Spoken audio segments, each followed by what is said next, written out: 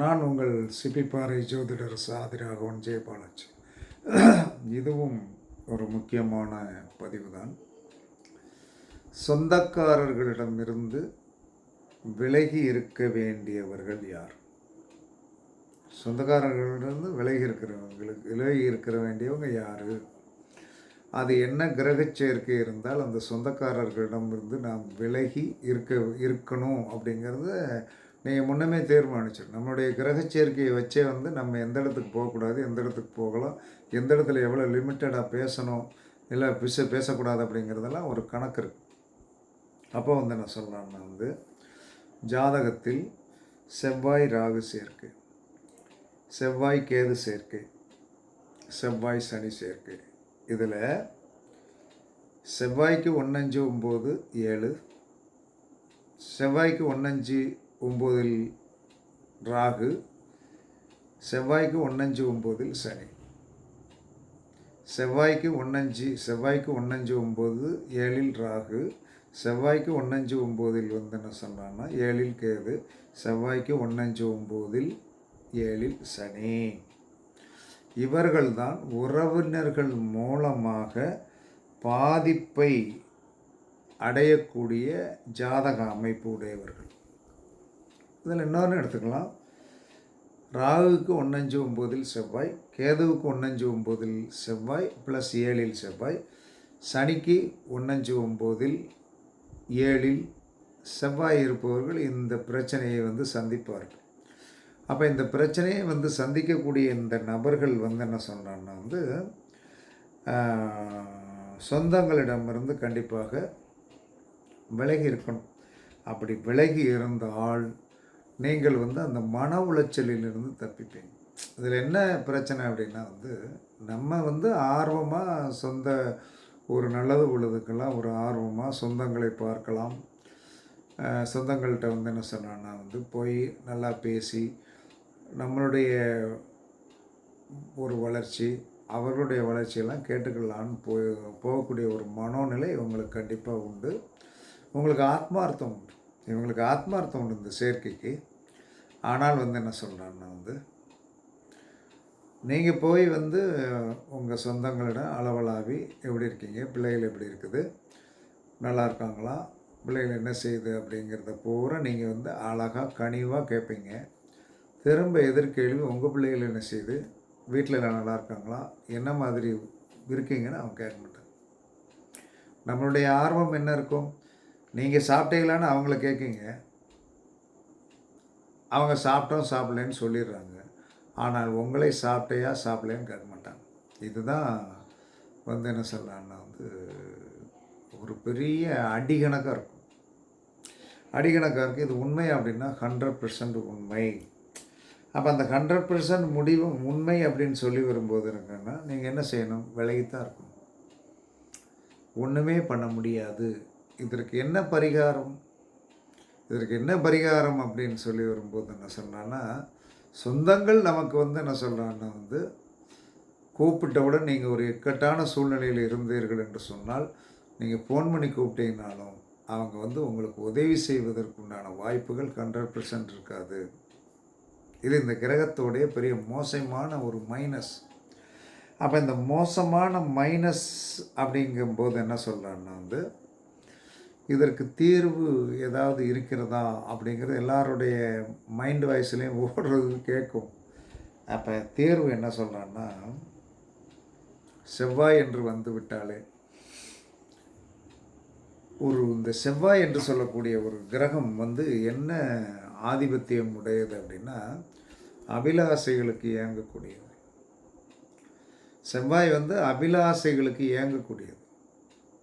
இதை நீங்கள் எல்லோரும் நினைப்பீங்க, செவ்வாய் ஆட்சி உச்சம் கொஞ்சம் வலிமையாக இருக்கிறவங்கெல்லாம் முரடர்கள், கொஞ்சம் வேகமானவர்கள் என்ன சொன்னான்னா எப்பயும் அடிமனதில் இவர்களுக்கு ஒரு இயற்கையான நல்ல குளிர்ச்சியான நேரோட்டம் உண்டு. வெளிப்பார்வைக்கு இவர்கள் என்ன சொன்னான்னா உக்கிரமானவர்களாக தெரிவார்கள்.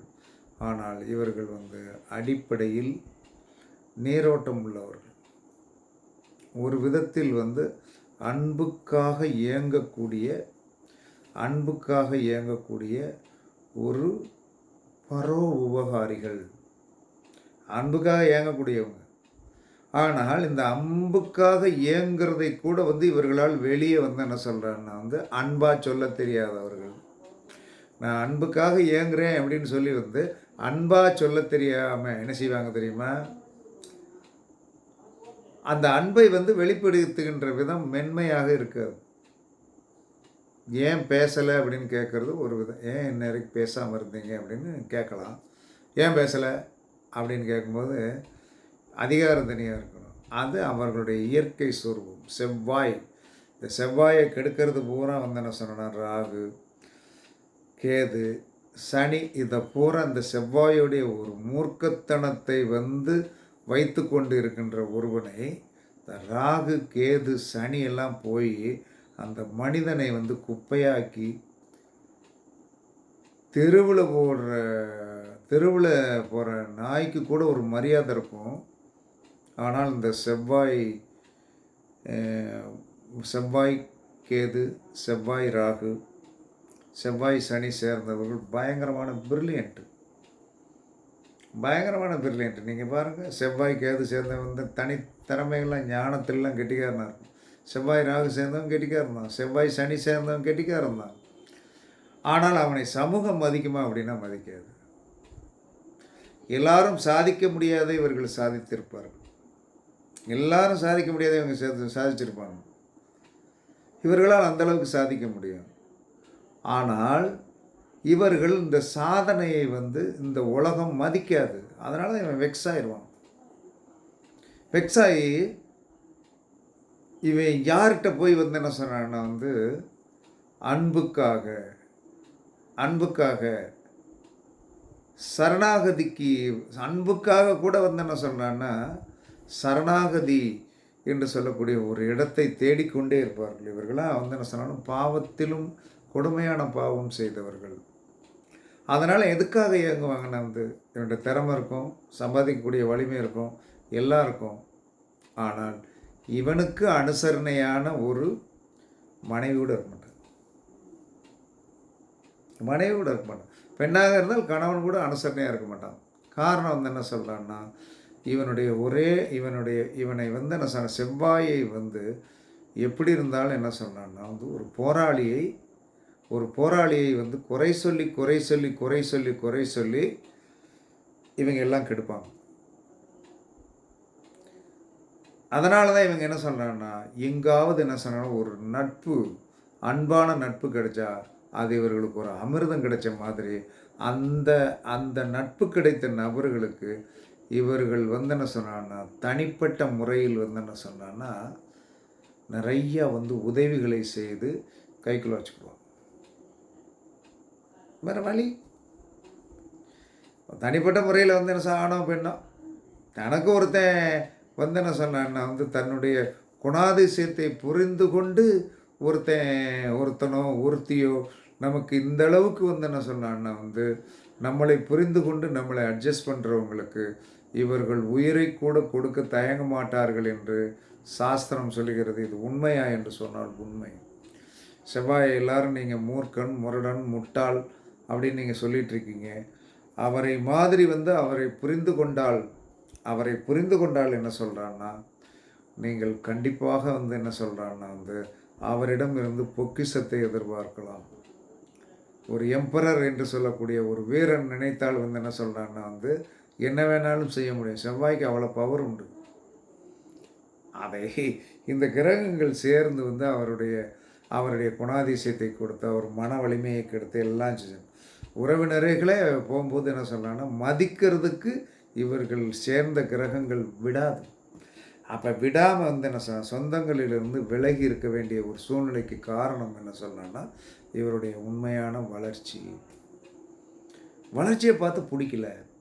அப்போ என்ன செய்வாங்க, இவரை மட்டம் தட்ட வேண்டும் என்று சொன்னால் ஹலோ நல்லா இருக்கீங்களான்னு கூட கேட்க மாட்டாங்க. 10 பேர் இருக்கிற ஒரு சொந்தத்தில் போய் என்ன சொல்லலான்னா பத்திரிக்கை நீங்கள் கொடுத்துட்டு வந்துடுங்க, பணம் கண்டிப்பாக பத்திரிக்கை கொடுத்தா போவார். அங்கே போனால் நல்லா இருக்கீங்களான்னு கூட கேட்க மாட்டாங்க. மற்றவனெல்லாம் ஓடி ஓடி விசாரிப்பான். இவர் வந்து தனியாக உட்காந்து என்ன சொன்னாங்கன்னா, சரி வந்துட்டோம், வயிறு பசிக்கு ஒரு சாப்பாடை சாப்பிட்டுட்டு போயிடுவோம் அப்படின்னு சொல்லக்கூடிய ஒரு நிலையில்தான் இந்த கிரகச் சேர்க்கையுடைய மனிதன் மூட்டைப்பூச்சி மாதிரி வந்து என்ன சொல், மூட்டைப்பூச்சியை விட கேவலமாக கரப்பாம்பூச்சியை தான் மதிப்பாங்க.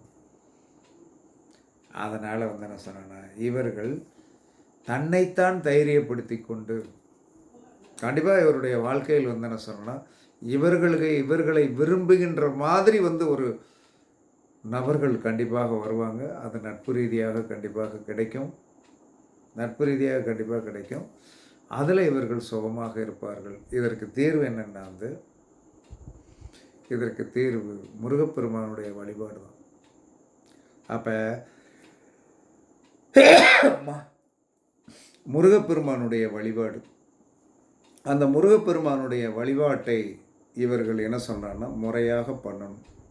அந்த முருகப்பெருமானுடைய விளையாட்டை வந்து என்ன சொல்கிறேன்னா வந்து கண்டிப்பாக எப்போ இருந்தாலும் என்ன சொல்ல, செவ்வாய் ராகு, செவ்வாய் கேது, செவ்வாய் சனி சேர்க்கையுடையவர்கள் முருகனை கைப்பிடித்து கொள்ளுங்கள். ஏன்னா அவர் எப்பயுமே என்ன சொல்கிறாருன்னா வந்து, ஒரு போராட்டத்தினால் வந்து குடும்பத்தை பிரிந்து வந்து குன்றிருக்கும் எல்லாம் குமரன் இருக்கும் என்ற இடம் என்று சொல்லக்கூடிய ஆதிபத்தியத்திற்கு அவர் தனியாக போய் எனக்கொன்று ஒரு அமைப்பு, எனக்கொன்று ஒரு செயல் அப்படின்னு இருக்க பிறந்தவர். அப்போ வந்து என்ன சொல்லலான்னா, அந்த மாதிரி நீங்கள் என்ன சொல்லலான்னா, முருகனை வழிபாடு பண்ண அடிக்கடி கந்த சஷ்டி கவசம் கேட்க செவ்வாய்க்கிழமைகளில் வந்து முருகனுடைய வள்ளி தெய்வானையோடு இருக்கின்ற முருகப்பெருமான் படத்திற்கு சந்தனம் குங்குமம் வைத்து ஒரு மல்லிகைப்பூ சரம் போட்டு எப்பயுமே முருகனுடைய நாமத்தை ஓம் சரவணபவ ஓம் சரவணபவ என்று சொல்லி ஜெபித்து வர உங்களுடைய குறைகள் வந்து களையப்பட்டு நீங்கள் ஒரு தனிக்காட்டு ராஜாவாக கண்டிப்பாக இருப்பீர்கள். தனிக்காட்டு ராஜாவாக இருப்பீர்கள். அந்த தனிக்காட்டு ராஜாவில் உங்களுக்கு என்று சொன்னால் வந்து பணிவிடை, அன்பு, பாசம் செலுத்துவதற்கு கண்டிப்பாக ஒரு சின்ன கூட்டம், பெரிய கூட்டம் இல்லை, சின்ன கூட்டம் இருக்கும். அது ரகசியமாக இருக்கும், வெளி உலகத்துக்கு தெரியாது. இந்த சேர்க்கை உள்ளவர்கள் இதை படித்து பார்த்து 100% புரிந்து கொள்வீர்கள்.